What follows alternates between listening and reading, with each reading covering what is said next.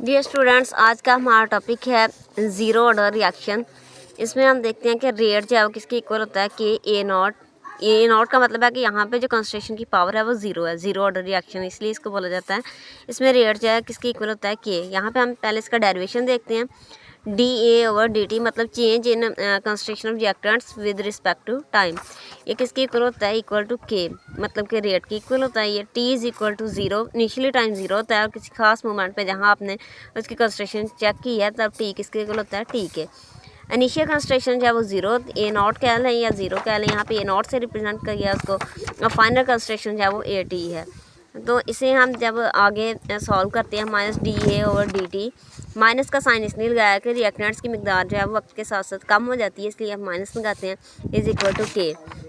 इसे हम ऐसे भी कर सकते हैं कि डी टी को अगर हम इधर ले आए, रीअरेंज कर रहे हैं थोड़ा सा, माइनस डी ए किसके इक्वल हो जाएगा, के डी टी के। तो इसको नेक्स्ट हम इंटीग्रेट करते हैं।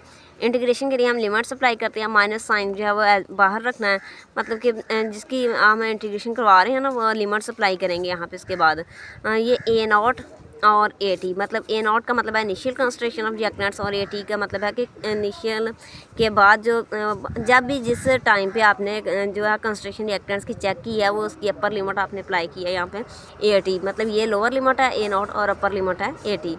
तो ये डी ए लिखा हमने यहाँ पे। तो उसके बाद इसी तरह इधर भी लिमिट्स अप्लाई की कि इनिशियल टाइम ज़ीरो था और फाइनल टाइम जो है वो टी है। के जो है वो यहाँ पे कांस्टेंट है, इसे हम इंटीग्रेशन से बाहर रखेंगे, ये डी टी यहाँ पे लिखा। फिर हम अपर लिमिट्स में से लोअर लिमिट माइनस करवा रहे हैं, A T minus T, integration का साइन यहाँ से खत्म हो जाएगा। फिर इसी तरह इधर भी अपर लिमिट में से लोअर लिमिट माइनस करवा रहे हैं, तो ये के है। इसके बाद रीअरेंज कर लिया इसे, मतलब माइनस को अंदर मल्टीप्लाई करवा दिया तो ए नॉट माइनस ए टी आ गया। तो ये किसके इक्वल आ गया, के टी के, मतलब टी में से ज़ीरो माइनस करें तो सिंपल सी बात है के टी।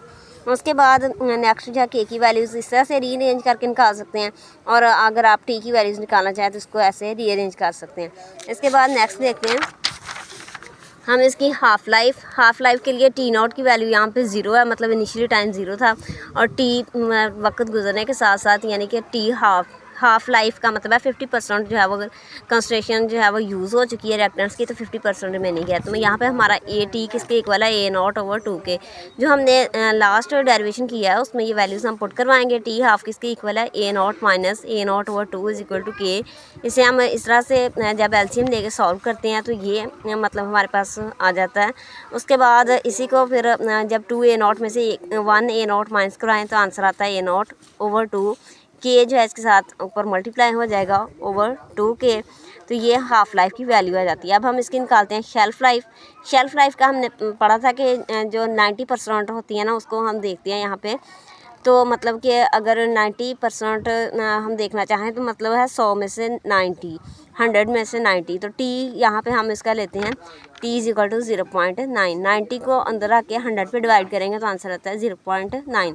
जैसे हाफ लाइफ में 50% देखा जाता है कि 50% जो है रिमेनिंग रह गई है, और शेल्फ लाइफ में 90% जो है वो रिमेनिंग रहती है। 10% जस्ट रिएक्टेंट्स जो हैं वो प्रोडक्ट में चेंज हुई होती हैं। तो ए टी हमारे पास कितना आ जाता है कंसंट्रेशन का, 0.9 ए नॉट, ये हमने यहाँ पे लिखी।